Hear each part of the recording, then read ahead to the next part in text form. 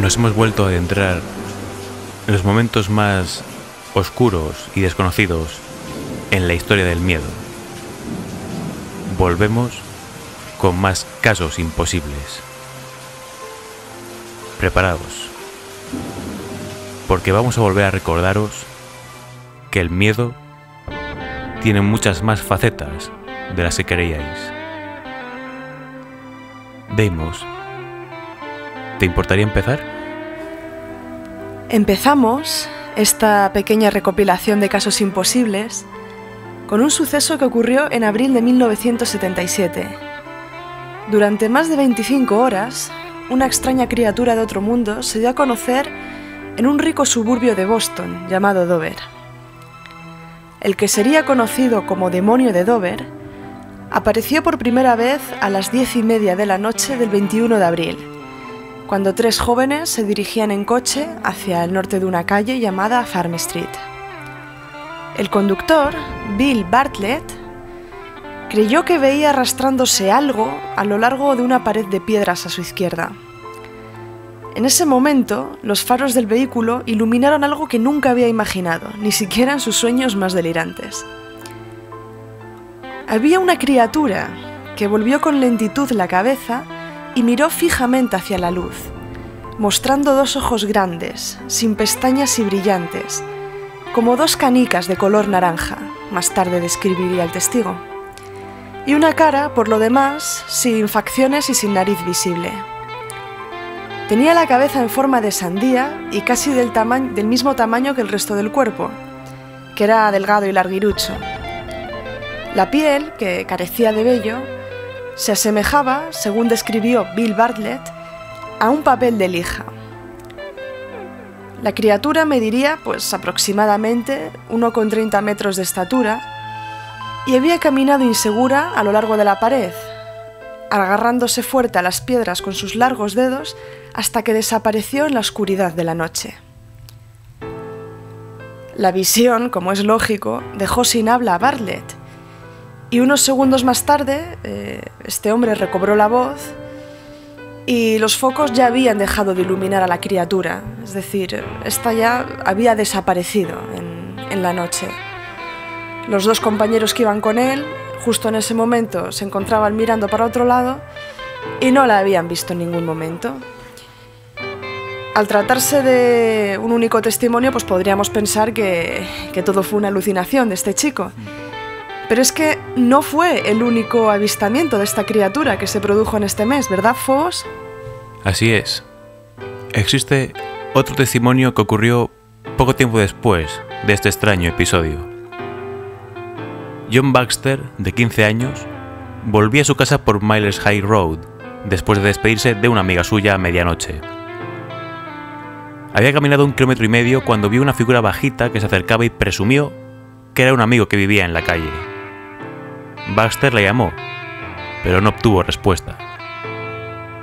Los dos continuaron acercándose hasta que la extraña figura se detuvo. Baxter se detuvo también y le preguntó que quién era. La noche estaba muy oscura, por lo que solo podía ver una sombra. Dio un paso al frente, y de aquella forma salió disparada hacia la izquierda. Bajó corriendo a un barranco poco profundo y subió también corriendo por el otro lado. Baxter, perplejo ante esta forma de actuar, siguió al desconocido hasta que llegó al barranco. Miró por encima de este y a 10 metros de distancia vio algo que tenía el cuerpo parecido al de un mono, una cabeza como una sandía y unos ojos chispeantes. Sus largos dedos se agarraban al tronco de un árbol. Baxter se sintió de pronto inquieto y, sin pensarlo, se alejó del lugar. Parecen unos testimonios de ciencia ficción, la verdad, pero cuando los investigadores interrogaron a los testigos, se sintieron impresionados por la conformidad entre sus declaraciones, es decir, no detectaron incoherencias o contradicciones. También se impresionaron cuando el jefe de policía, el director del instituto, los profesores y los padres de los jóvenes, es decir, las personas más cercanas a ellos, afirmaron también que sus testimonios eran veraces y dignos de toda confianza. Como observó uno de los investigadores, Walter Webb, al terminar su estudio del caso, ninguno de los 4 había tomado drogas ni bebido cuando habían visto aquello, por lo que pudimos saber. Y además, ninguno de los personajes implicados en este asunto hizo el menor intento de acudir a los periódicos o a la policía para dar publicidad a sus afirmaciones. Más bien ocurrió al contrario, sus visiones fueron trascendiendo gradualmente. En cuanto a la idea de que los testigos fueron víctimas de alguna broma, esto resulta bastante improbable. ¿Qué era el demonio de Dover? Algunos han sugerido que era un extraterrestre, y otros dicen que podían ser lo que los indios del este de Canadá llaman Manegisi. ¿Y qué son los Manegisi? Pues bien, según cuenta la leyenda, los Manegisi son criaturas que viven entre rocas en los rápidos de ríos y torrentes, y que son descritos como hombrecitos de cabeza redonda sin nariz, de piernas largas y flacas y manos con 6 dedos. Como nuestro protagonista de esta historia, el demonio de Dover.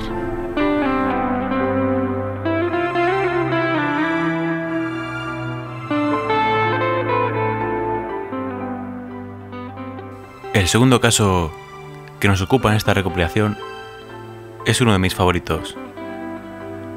Es uno de esos casos de los que son realmente perturbadores.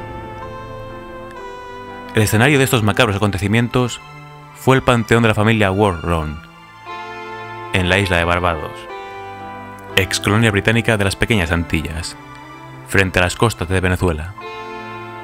Los Warron eran ricos plantadores que depositaban a sus muertos para descansar, o lo que ellos creían que era descansar, en una tumba tallada en la roca en el cementerio de Christchurch. El primer miembro de la familia enterrado allí, en 1807, fue Thomasina Goddard. Pero al cabo de un año, la propiedad del panteón había pasado a otra generación de dueños de esclavos, los Chase. 2 de las hijas fueron enterradas en la tumba en 1808 y 1812 respectivamente. Desafortunadamente, Thomas Chase, su padre, falleció también en 1812. Y cuando la pesada losa de mármol que cubría el sepulcro subterráneo fue retirada para el entierro, los sepultureros retrocedieron horrorizados. Los ataúdes forrados de plomo de las 2 muchachas estaban de pie y boca abajo. No se encontró ninguna señal de que alguien hubiese entrado o manipulado allí nada. De alguna manera, los ataúdes se habían movido, cosa que nadie podía explicarse. Es realmente improbable e incluso difícil de creer que unos ataúdes se den la vuelta solos, ¿no? Pero es que esta no fue la única ocasión en la que sucedió esto, en aquel cementerio, ¿verdad, Phobos? No fue la única. De hecho, un pariente varón murió en 1816, haciendo que la tumba se abriese de nuevo. Y nuevamente se encontraron revueltos los ataúdes en su interior. El de Thomas Chase, que había tenido que ser transportado por 8 hombres, estaba apoyado de pie contra una pared. 8 semanas más tarde, otro entierro atrajo a una curiosa multitud. Y aunque el panteón había sido sellado después del último incidente, los ataúdes de los Chase habían cambiado una vez más de su sitio. Entonces, se pidió la intervención de Lord Combermere, gobernador de Barbados. En 1819 hizo amontonar los ataúdes y colocar sellos alrededor de la lápida de mármol. Pero la autoridad no pudo con los fantasmas. Cuando el año siguiente se oyeron ruidos en la tumba encantada, Lord Combermere ordenó abrirla para su inspección. Y ocurrió lo que se esperaba. Después de levantar los sellos intactos del gobernador, entraron unos inspectores en la oscura y húmeda cámara y se encontraron con que los ataúdes forrados de plomo habían repetido su danza macabra. Solamente el ataúd de madera de Thomasina Goddard permaneció intacto. Un caso extrañísimo, sin duda. No quiero imaginar el desconcierto que tendría aquella familia al ver cómo los ataúdes de sus familiares fallecidos cambiaban solos de lugar. Pero ¿cuál es el desenlace de esta historia, Phobos? Cuéntanos. Para solventar estos hechos inimaginables, los cadáveres fueron sacados de allí y enterrados en un lugar más tranquilo del cementerio. Hoy, el sepulcro de Christchurch permanece abierto y abandonado, expulsados de él los muertos por fuerzas poderosas y desconocidas.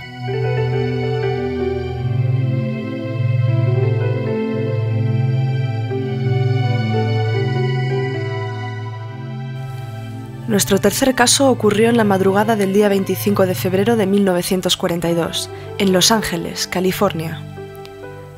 Todo empezó cuando un supuesto ataque aéreo japonés provocó la alarma y cundió el pánico. La ciudad quedó a oscuras durante varias horas y la defensa antiaérea disparó multitud de obuses hacia el cielo. Los supuestos atacantes no lanzaron bombas y la artillería antiaérea no derribó ningún avión. Esta particular batalla ha pasado a engrosar, por arte de Birli Birloque, las crónicas ufológicas. Y es que, según las mismas, el intruso aéreo, que recibía los impactos de los obuses sin inmutarse, no era otra cosa que un ovni. Tras varios estudios de la situación, según el trabajo de un investigador llamado Printy, esa madrugada aciaga no hubo aviones enemigos ni ovnis. La alarma inicial y la posterior descarga de la artillería fue provocada por algo mucho más misterioso. A partir de aquí, la historia toma muchos vertientes. Unos dicen que eran globos meteorológicos, otros que una nave extraterrestre. También existe la versión de que el ejército confundió a Venus, que esa noche estaba muy brillante y grande como un ovni y, presos por el pánico, atacaron. Pero existe otra versión que nos ha dejado boquiabiertos, ¿verdad, Phobos?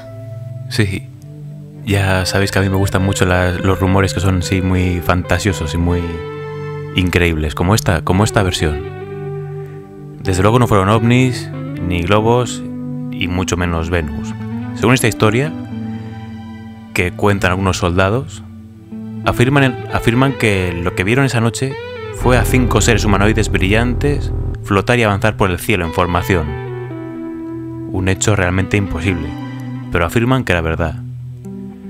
Ante esa escena de 5 seres desafiando la física, desprendiendo un brillo antinatural, el ejército se asustó y decidieron derribar a los seres disparando obuses a discreción. Esos seres recibieron los impactos sin inmutarse. Se detuvieron. Su fulgor aumentó y al instante muchos soldados cayeron al suelo entre gritos, presa de ataques nerviosos, estrés psicológico extremo, y algunos incluso murieron debido a dicho estrés y al colapso que sufrieron. Tras ese ataque, los seres desaparecieron al instante. Y este hecho tan impactante es normal que haya sido desechado por teorías mucho más creíbles, incluso dentro de lo increíble. Pero desde luego, este suceso, que se apodó como la batalla en Los Ángeles, se bautizó originalmente como la batalla de Los Ángeles, con lo que bueno, ahí queda ese beneficio de la duda sobre esta versión. Bueno, con esa escena tan impactante terminamos nuestro recorrido por los casos imposibles que más han llamado nuestra atención. Este es sin duda un tema polémico, ¿no? Porque, bueno, son historias que algunos achacan a la histeria colectiva. Lo que tienen, el denominador común que tienen todos estos casos es que, bueno, no hay un testigo ni dos, sino que hay varios. Sí, y en nuestra mano queda tomarlo como simples habladurías, cuentos o leyendas, o tomarlos como una realidad alternativa que haría nuestra estancia aquí mucho más interesante. Porque muchas veces me asalta el pensamiento de que en la inmensidad del universo la verdad es que habría que replantearse que el hecho más increíble o imposible somos nosotros mismos, nuestra propia existencia, que hemos tomado por normal, cuando somos la excepción. ¿por qué no esos hechos increíbles o imposibles? Así es, Phobos. Si nosotros hemos llegado hasta aquí como la gran casualidad, la gran coincidencia, dentro de este marasmo de fuego y de arbitrariedad que es el universo, ¿cómo no van a poder ocurrir otras tantas cosas que se escapan a nuestro entendimiento? Y ocurren, y pasan. Pero al igual que nosotros, hay que estar en el momento y en el lugar indicados. Solo hay que estar bien atentos y no tener miedo a descubrir. Somos Phobos y Deimos, y esto es La Fragua de Vulcano. Si quieres conocer más casos sorprendentes e imposibles, suscríbete a nuestro canal y síguenos en las redes sociales.